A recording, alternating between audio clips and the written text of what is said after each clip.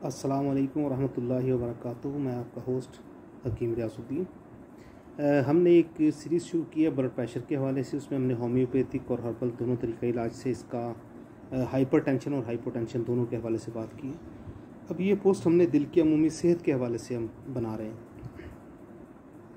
दिल हमारे जिस्म का वो एक ज़रूरी ऑर्गन है जो तकरीबन हमें हर वक्त काम करता हुआ महसूस होता है। जब हम सो जाते हैं, जब हमारी आँखें और कान वगैरह पर ज़ाहिर हर चीज़ बंद हो जाती है, उस वक्त भी दिल चल रहा था। पैदाइश से लेके बल्कि पैदा हमारी दुनिया में आने से पहले से ही दिल काम करना शुरू करता है और ज़ाहिर है कि इसके बंद होने का नाम ही मौत है। तो हम इस अपने दिल को कैसे मजबूत बनाएं, कैसे हम इसके साथ अच्छी ज़िंदगी गुजारें, उसके हवाले से हम आज आपसे इस चैनल पर बात करेंगे। मज़ीद आगे बात करने से पहले मैं आपसे अर्ज़ करूँगा कि अगर आपने हमारा चैनल सब्सक्राइब नहीं किया तो सब्सक्राइब कर दीजिए, और अगर सब्सक्राइब किया हो तो और पोस्ट आपको पसंद आए तो उसको लाइक और शेयर ज़रूर कर दीजिएगा ताकि हमारी हौसला अफजाई हो जाए। तो हमारा दिल हमारे सीने में उल्टी तरफ होता है, पसलियों के नीचे होता है और तकरीबन एक इंसानी मुट्ठी के बराबर होता है, यानी कि तकरीबन 300 ग्राम के करीब इसका वज़न होता है। कम ज़्यादा हो सकता है आदमी की उम्र और सेहत के लिहाज से। उसके अलावा छोटे बच्चों से और ज़ाहिर है कि बड़ा मैच्योर आदमी जिसका वज़न बहुत ज़्यादा, उसके वज़न में थोड़ा बहुत दिल में कमी ज़्यादती होती है। दिल का बुनियादी काम हमारे जिस्म में खून को ब्लड सप्लाई करना। हमारे जिस्म के अंदर जब गंदा खून फेफड़ों से साफ़ होकर वापस आता है तो एओर्टा इसको जिस्म में सप्लाई करता है। सप्लाई करने का तरीक़ाकार आसान होता है, पहले सीधे हाथ की तरफ, फिर सर की तरफ, फिर उल्टे हाथ की तरफ, फिर सीना, फिर पेट और फिर लाते। डिस्ट्रीब्यूशन समझ आ गई ना आप लोगों को? सीधा हाथ, सर, उल्टा हाथ, सीना, पेट और फिर दोनों लाते। मैं आपको एक दफ़ा और रिपीट करता हूँ। देखें, दिल ने हमारे जिस्म के एक एक इंच को खून सप्लाई करना आता है। हमारा जो खून है वो एओर्टा के ज़रिए पूरे जिस्म में सप्लाई होता है। एओर्टा हमारे जिस्म की बड़ी शरीयान है। एओर्टा पहले राइट एओर्टा में तकसीम होती है, फिर हमारी गर्दन और सर की तरफ जाती है, फिर लेफ़्ट साइड पर जाती है, फिर पेट और ये एब्डोमेन और चेस्ट वगैरह के इलाके को सप्लाई करती है, यानी पहले चेस्ट को, फिर पेट को और फिर हमारी लातों और टांगों, हत्ता के पैर की उंगलियों तक कि हमारा खून एओर्टा ही की शाख दर शाख यानी सुपीरियर एओर्टा और इन्फीरियर एओर्टा, उनके ज़रिए पूरे जिस्म में इसकी तकसीम होती है। इसी तरह जब ये वापस आता है तो वेंस के ज़रिए आता है, वो एक अलग बहस है। इस टाइम हम जो डिस्कस कर रहे हैं वो हमने अपने दिल को सेहतमंद कैसे रखना, तो उसके लिए आपको ब्लड की जो डिस्ट्रीब्यूशन है वो समझ आनी चाहिए कि जिस्म हमारा जो खून है डायस्टोल और सिस्टोल के ज़रिए जिस्म में फेंकता है और वापस सक करता है। सक करने के पहले राइट हैंड की तरफ, फिर सर की तरफ, सर और गर्दन की तरफ, फिर लेफ़्ट साइड पर, फिर सीना और पेट और फिर दोनों टांगे। अगर ये पूरे जिस्म में पंप ना करे तो हमारे जिस्म के अफ़ाल ख़त्म होना शुरू हो जाएँ। जिस्म का जो हिस्सा ब्लड सप्लाई से या जिस हिस्से में ब्लड सप्लाई कम होना शुरू हो जाती है वो हिस्सा काला या नीला होना शुरू हो जाता है। ठीक, ये बात आपको पता होगी ना। ओल्ड एज के अंदर जिस्म पर ब्लैक या ब्लू स्पॉट पड़ने शुरू हो जाते हैं, या किसी को दिल की शिकायत हो उसके जिस्म पर आपको ब्लू और ब्लैक स्पॉट नज़र आने शुरू हो जाते हैं, या किसी और वजह से खून का दबाव मध्यम पड़ना शुरू हो जाता है तो आप देखेंगे कि जिस्म की हालतें ख़राब होना शुरू हो जाती हैं। इसी तरह अगर किसी जिस्म के ऑर्गन में ताज़ा खून की सप्लाई ना हो तो वो जगह सूखना शुरू हो जाती है, मरना शुरू हो जाती है, नेक्रोसिस होना शुरू हो जाता है। अगर किसी ज़ख़म वगैरह की वजह से हो वहाँ पर, या शुगर का पुराना पेशेंट हो तो आपने देखा होगा नेक्रोसिस हो जाता है। क्यों? ब्लड सप्लाई मुतासिर हो जाती है। तो ब्लड को और हम अपने हार्ट को कैसे सेहतमंद रखें? देखें, हमारा जो दिल है उसके अपने ज़ाती भी 40,000 नर्व्स होते हैं और हमारा जो दिल होता है ये वो हर चीज़ से मुतासिर होता है। क्यों मुतासिर होता है? अगर हमें खौफ महसूस हो तो एड्रेनालिन अपनी रतूबत को जिस्म में खारिज करवाएगा, ब्लड सर्कुलेशन को तेज़ करवा देगा। तो मुतासिर कौन हुआ? दिल। गमी आई, ऐसा को खौफ आया नाकाबिल बर्दाश्त, प्रेशर आया, फिर हमारे जिस्म के अंदर हार्मोन्स का लेवल चेंज हुआ, हमारे जिस्म की ब्लड सर्कुलेशन तेज़ हो गई। मुतासिर कौन हुआ? हार्ट। हमें गुस्सा आया ना, फिर हार्मोन का लेवल चेंज हुआ, फिर क्या चीज़ चेंज हुई? हमारा ब्लड प्रेशर। खौफ की हालत थी, बहुत ज़्यादा खुशी की हालत थी, क्या चीज़ चेंज हुई? हमारी हार्ट का लेवल। अब हम अपने हार्ट के लिए कुछ भी नहीं कर रहे होते, इल्ला ये कि हमारी पंजाबी या लाहौरी या पाकिस्तानी जो ग़िज़ाएँ उसमें जब तक बहुत ज़्यादा मिक़दार में ऑयल वगैरह का इस्तेमाल ना किया, जब हम खाते ही नहीं, हज़म ही नहीं होता, जब तक उसको बहुत ज़्यादा ग्रिल ना कर दिया जाए या फ्राई ना कर दिया जाए, वो खाने का मज़ा ही नहीं लेते। हालांकि डॉक्टर इंडियन डॉक्टर हैं छाछर साहब, वो ये कहते हैं कि भाई 1 चम्मच आप ऑयल पी कर देखो, क्या ऑयल का कोई टेस्ट आपको आता है। मैंने खुद भी इसको टेस्ट किया, ऑयल में कोई टेस्ट नहीं होता। उसके बाद मैंने फिर जो है इनकी जो है यूट्यूब का जो चैनल है उसका नाम है SAAOL, science and art of living.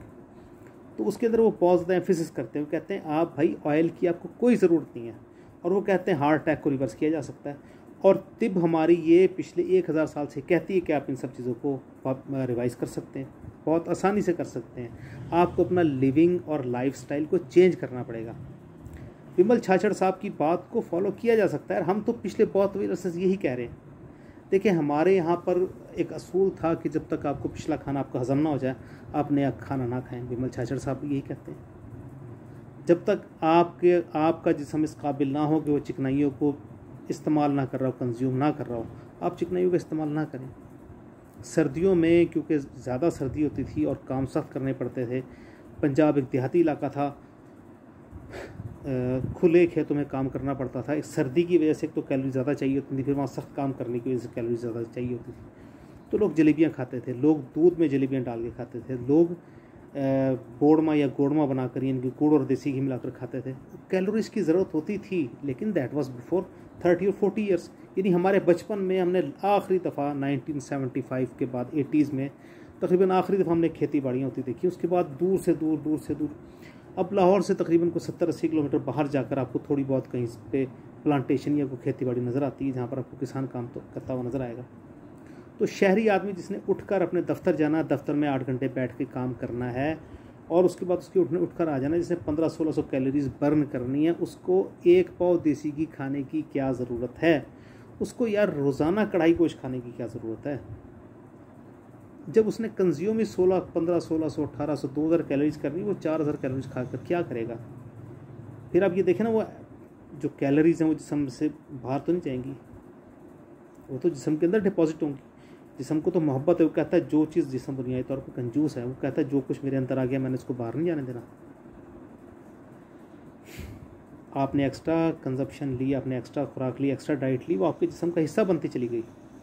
आपने उसे खाया, आपने लिया, जिस्म का हिस्सा बन गया, वो आपके ऊपर एक्स्ट्रा बर्डन बन गया, एक्स्ट्रा बोझ बन गया, जिसको आपने कैरी करना है हर वक्त। जब आप उसे एक्स्ट्रा कैरी करोगे तो अब दिल को ज़्यादा काम करना पड़ेगा कि नहीं करना पड़ेगा? देखें, दिल ब्लड सर्कुलेशन के ज़रिए ऑक्सीजन पूरे जिस्म में पहुंचाएगा, ऑक्सीजन से ग्लूकोज जलेगी, हमें तवानाई मिलेगी, हम काम करेंगे। अगर हम एक्स्ट्रा बर्डन अपने ऊपर डाल लेंगे, हमारा वज़न बहुत ज़्यादा हो जाएगा, तो दिल को बहुत ज़्यादा काम करना पड़ेगा, दिल वीक होना शुरू हो जाएगा। जिस तरह हमने देखा था कि शदीद जज्बात की वजह से हमारा दिल कमज़ोर होता है, यानी बहुत ज़्यादा खुशी, बहुत ज़्यादा गमी हमारे दिल को मुतासिर करती है। तो एक चीज़ है, उसकी हमें ज़रूरत नहीं है, हमें क्या ज़रूरत है इसे कंज्यूम करने की? लाइट खुराक को कंट्रोल करना शुरू कीजिए। मेरे प्यारे नबी सल्लल्लाहु अलैहि वसल्लम के 2 फरमान आते हैं, एक है माला मिन अख्तसद, यानी अपने जो माशी रवैये तरीक़ेकार हैं उनको आप एतदाल पर लाएँ। दूसरा खैरुल उमूर औसतिहा। ये तो मेरे प्यारे आका करीम हज़रत मोहम्मद सल्लल्लाहु अलैहि वसल्लम ख़ातिमुन नबीय्यीन ने फरमाया। कुरान मजीद क्या कहता है? कुलू अशरिबू वला तुसरिफू, जो मर्ज़ी खाओ पियो लेकिन हद से आगे ना बढ़ो। तो कुरान मजीद भी इसको मना कर रहा है। तो आप तरीके के साथ खाइए, अपने वज़न को मेंटेन रखिए। अगर आप 5 फुट 10 इंच के हैं तो आपका वज़न 72 से 75 किलो के दरमियान होना चाहिए। आपने वर्कआउट करना होता है। अगर आप वर्कआउट नहीं करेंगे तो ये 2000 कैलोरीज़ भी आपके जिस्म को डैमेज करना शुरू कर देंगी। और वर्कआउट करने के लिए सबसे उम्दा तरीक़ाकार ये है कि आपके दिल के ऊपर प्रेशर ना पड़े, आपकी सांस बेतरतीब ना हो। अगर आप इनिशियली सख्त वर्जिश के आदी नहीं हैं तो वर्जिश को बहुत आहिस्ते से बढ़ाइए। देखें, अगर आप सख्त वर्जिश करेंगे जिसमें में लैक्टिक एसिड बहुत तेज़ रफ्तारी से बढ़ेगा, आपको डिस्टर्ब कर सकता है, स्पेशली अगर आप 40 ईयर्स प्लस हो गए। तो लैक्टिक एसिड किसी और वजह की निस्बत ज़्यादा जल्दी आपके दिल को ब्लॉक करा सकता है। दिल ब्लॉक हो गया तो हार्ट अटैक करो। इसलिए आप अगर नए हैं, if you are new to exercise, तो फिर आप आहिस्ता आहिस्ता ग्रेजुअली अपनी एक्सरसाइज को बढ़ाइए। बहुत आहिस्ता आहिस्ता कदम पैर के साथ पैर मिलाकर आहिस्ता से चलिए, यानी इतना नॉर्मल चलिए कि 15-20 मिनट में आपका 1 किलोमीटर हो। लेकिन जब आप इसको कंटिन्यूसली करेंगे, लगातार करेंगे, 1 महीने 2 महीने 4 महीने के लिए करेंगे, तो उस आदमी से जो बेतरतीब तरीके से 10 किलोमीटर की रेगुलर वॉक कर रहा है, उसकी निस्बत आपको कई गुना ज़्यादा बेनिफिट होगा। आपकी पाल्पिटेशन कंट्रोल में आ जाएगी, आपकी ब्रेथ कंट्रोल में आ जाएगी, आप खुद गैर मामूली फ़र्क महसूस करोगे, आप रिलैक्स फील करोगे। स्लो स्लो स्लो, उसके बाद आप ग्रेजुअली आप बढ़ाते रहो, आप ड्यूरेशन भी बढ़ा लें। उसके बाद फिर आप करें, उसके बाद आप तेज़ वॉक करें, उसके बाद इतना तेज़ वॉक कर लें कि जी आप 1.25 घंटे में 10 किलोमीटर कर लें, हमें कोई एतराज़ नहीं। लेकिन जब आप स्पीड अप होंगे तो आपको आहिस्ता आहिस्ता अपने लैक्टिक एसिड को भी कंट्रोल में रखना पड़ेगा, स्लो वॉक करनी पड़ेगी, आपका बॉडी टेम्परेचर भी ना बढ़े, आपके जिस्म में फौरी तौर पर बेइंतहा लैक्टिक एसिड भी पैदा ना होना शुरू हो जाए, आपके जिस्म का कोलेस्ट्रॉल एकदम जाकर आपके दिल को बंद ना करा दे। तो पहले स्लो स्लो स्लो। दूसरा, पानी की मिकदार ज़्यादा। अगर आप बचपन से सुबह उठकर खाली पेट पानी पीने के आदी नहीं है तो आपको कतन कतन कतन absolutely no need to start water after bed, यानी बिस्तर पर जाने के फ़ौरन बाद या बिस्तर से उठने के फ़ौरन बाद आपको बेइंतहा पानी पीने की ज़रूरत नहीं है। हाँ, ग्रेजुअली आप एक गिलास उसका बढ़ाते जाएँ। अगर आप 4 गिलास पी रहे हैं तो कम से कम 6 गिलास पीजिए। देखें, 2 लीटर पानी यानी 6 गिलास बड़े पानी आपने हर सूरत पीना ही पीना है, ताकि आपका बॉडी फंक्शन प्रॉपर मेंटेन हो सके। अगर आप इतना पानी नहीं पी रहे तो इट इज़ वार्निंग।